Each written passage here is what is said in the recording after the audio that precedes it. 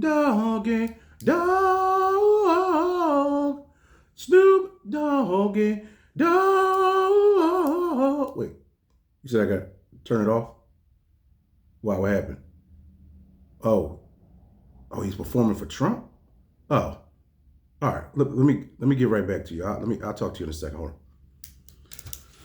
on. Afternoon, everybody. Welcome back to Car Tender, a new world. You know what I'm saying? So let's break this down. Snoop Dogg, was he wrong for taking the bag from the Donald? Well, let's see. Because before I ask questions of other people, I ask questions of myself, and I say, "Hey, Greg, listen, you ain't even a 100,000 there. You ain't even a 10,000 there. You know what I mean? Cash wise." So, real quick, I wanted to think about something to say. If I was popular enough, would I say, and if Donald Trump just so happened, they called and said, "Hey, we're trying to convert people over to the Republican Party, or at least not the Republican Party, just so we can vote for Donald Trump, because we need your vote, all right? And we know we need your brown skin to show that, hey, Trump stands for everybody, So, and I mean, he is the president now and was before, so I guess he's standing for somebody. Who knows, right? Outside of himself.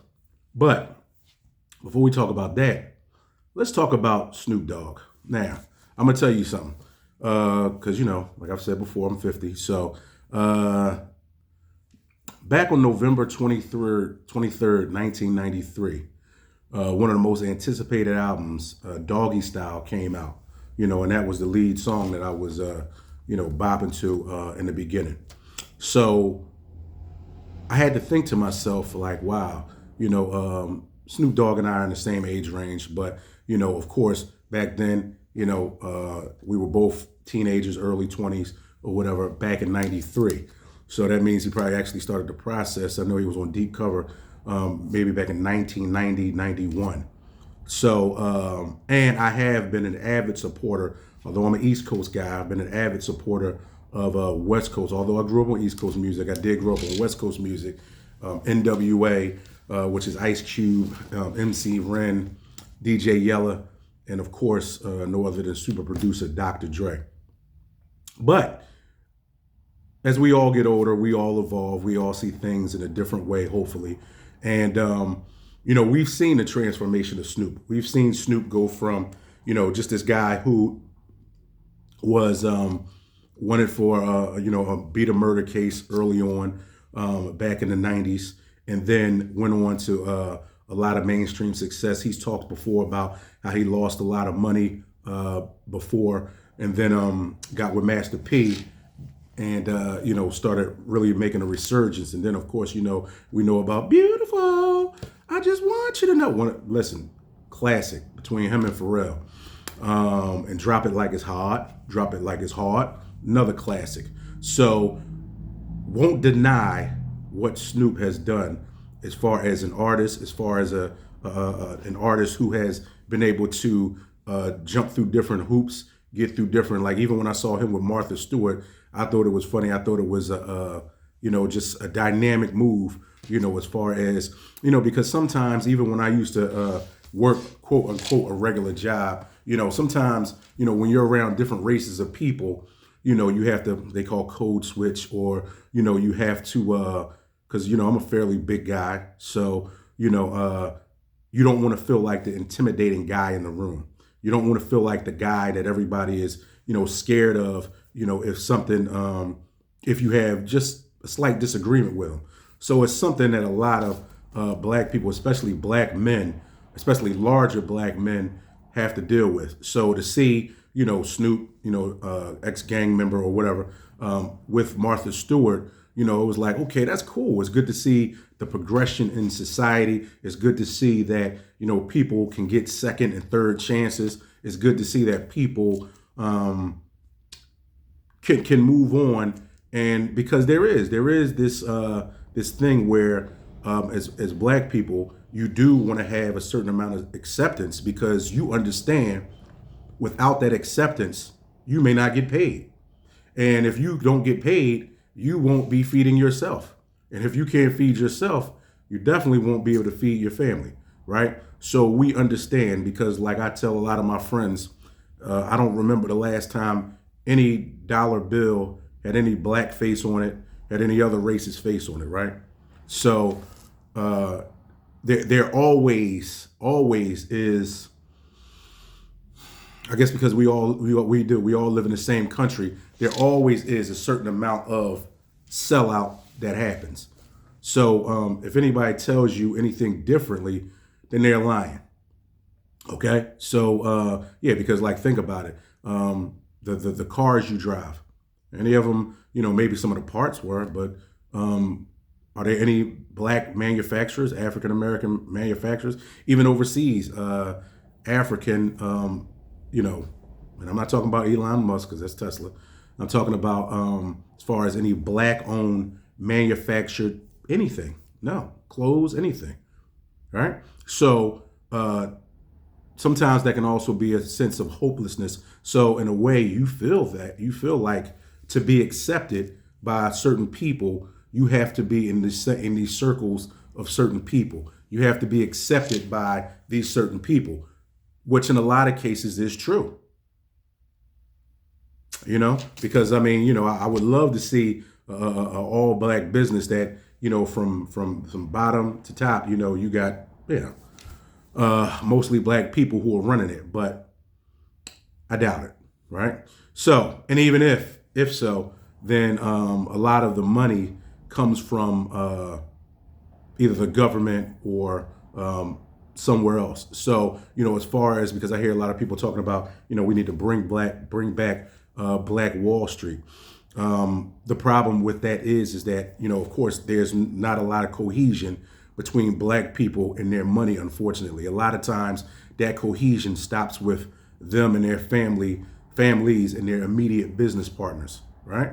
And it's rarely used. And I'm not saying that people don't do things to help out in the community, but it's rarely used to advance the group as a whole, not just advance me, my family, my wife, my kids, but to advance our people as a whole, right? And it's always easier to talk about that when you're not the one with millions of dollars that you've earned to possibly have to think about doling out to people, right?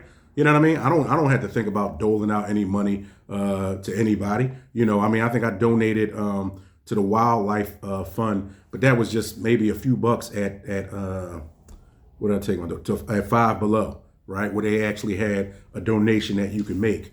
So, I'm not like knocking down the world as far as my donations are concerned. But back to Snoop, and I know that because he's done a lot as far as his youth football leagues and just different things like that. Here is the only issue that I have, and it's not, with Snoop, because, hey, listen, he's accomplished more than I probably ever will, right? But the thing is that, and I'm a fan. I'm also a fan of Snoop's. But the thing is that black people don't have a lot of wiggle room, right? So you may say, well, what do you mean by that? What I mean by that is that we don't have a lot of room for mistakes because we already have a lot of stuff that's not just going against us, because I call it 50-50. 50% of it, and I fall in a part of that 50% of it also. 50% of it is not recognizing our full potential. So I'll focus on us first. It'll be not recognizing what we need to do as far as making situations, ultimately better for ourselves. That's the first thing. The other 50% is that you need hope. So like I said before, as far as you don't see any black car companies, you don't see any even government initiatives to push these types of things. You don't see anybody that, as far as rich blacks getting together once again outside of just whatever small thing that they do to, and if I'm wrong, I could be wrong, to make a product that is advantageous to the world. And I'm talking about not music. I'm talking about a physical product like tires. There's no black-owned tire companies that I know about, right? And I dealt with cars for a long time. So the problem that I have is with Snoop, and I know everybody's seen the video before of Snoop talking, saying, who who gonna be the first, whatever, to jump up and say something, or dance for Trump or whatever he said, right? I don't want to misquote him, but I probably did. Is because Snoop understands. Snoop, like a lot of other, and I won't put this on every black person because every black person has not grown up the same way. Every black person has not grown up in an inner city. Every black person has not had somebody that has been shot or killed to any type of violence by someone else that looks like them. Now, I will say a lot of us have, and I believe that Snoop falls in that category. The problem I'm having with Snoop is that, now he could have done it for whatever reasons, as I was looking on the internet, people were saying he did it so that way Harry O could be free, or whatever. And listen, once again, I'm just pointing certain things out because at times we're all going to be hypocritical or contradictory to what we do. But, and people say this, and I said this before, I grew up, back when watching the Cosby Show was popular, right? Watching A Different World because, it made a lot of us want to go to an HBCU, right? So people would say, well, you know what? Your parents have a lot to do with that, and they do. But we should all know that what happens, see, you hear it? Living in a big city, right? Hold on, we're going to let them go past. Right. So, but what we all know is that these are things that plague the inner city. These are things that plague our neighborhoods. So with knowing that, that there's certain things that are intolerable. And when you go and you perform, because he wasn't by himself, I think Rick Ross, Nelly, a couple other guys were there. Once again, rich guys, their own prerogative. I've listened to all their music. I've purchased just about all of their music. Maybe Nelly, not so much, but definitely Rick Ross. But I like a couple of Nelly's joints. But the thing is that people don't really care and listen to everyday average people like me or us. That's not outside of our small circumference of friends and family. But you know who most people listen to, especially kids? They listen to stars. That's why I mentioned the Cosby Show. That's why I mentioned A Different World. Because see, stars, the big screen, television, the small screen, the airways, the radio stations, the download streaming apps, this is where people, especially younger people, get their keys from. So if you ever hear somebody talking saying, yeah, well, entertainers shouldn't raise your kids and stuff like that, this is true. But when they're in your face all of the time, what can you do? What can you do? They're the ones that are going to get the headlines. You know what I mean? Not Joe Schmo from, Gary, Indiana somewhere. He's not going to get the headlines. The big boys are going to get the headlines. That's why they made it so public. That's why it was such a big deal. And the one thing that I would say to somebody like a Snoop or like anybody, because once again, pay grade wise, who knows why any of them make any of the decisions that they make. But the one thing I do know, a couple things I know is first, Snoop was supported heavily by the black community throughout all of his endeavors. I even enjoyed watching him in a wheelchair in Training Day. I think it was Training Day. Hope I'm right. But anyway, I watched, and I did. And, we'll never be able to get to the bottom of it because I even got to question myself. Like, Dad, you know what? Whew, I could use a quick 10,000 right now. Quick 15,000. Quick 20,000. And, some people will say, well, Snoop already has money. Rick Ross already has money. Why would they go and do something with somebody who, really doesn't care about their community? You never really know another man's or woman's agenda. You never know what another man's or woman's motives or ulterior motives are. Only thing you know in yourself is, hey, if I were confronted with that situation, because I'm even thinking here now as I'm talking to you, what if Donald Trump said, hey, we're rounding up you and about 100 other black men, and we're willing to donate $100,000 a piece to you. Well, let me be a little more realistic. $50,000, $40,000 a piece to you. And all you got to do is stand up here and do it. Now, for me, that would probably be a no. Definitely would be a no, right? But as the money starts creeping up, and of course, we're just talking hypothetically, what if it was $100,000? What if it were $150,000? I'm sure, Snoop, I don't know how much he got. Maybe it was a favor. But in that type of situation, those guys got $500,000 to give up. $1 million to give up. So even if Snoop is worth 30 or 40 million dollars, 50, whatever, who can turn down $500,000 or $1 million? So I guess what I'm saying is that I'm sure that everybody at a certain point can be bought. But the one thing I know and the one thing I typically say is that, you still have to live in your skin. You still have to be the person that you are. And it's a reason why we get backlash.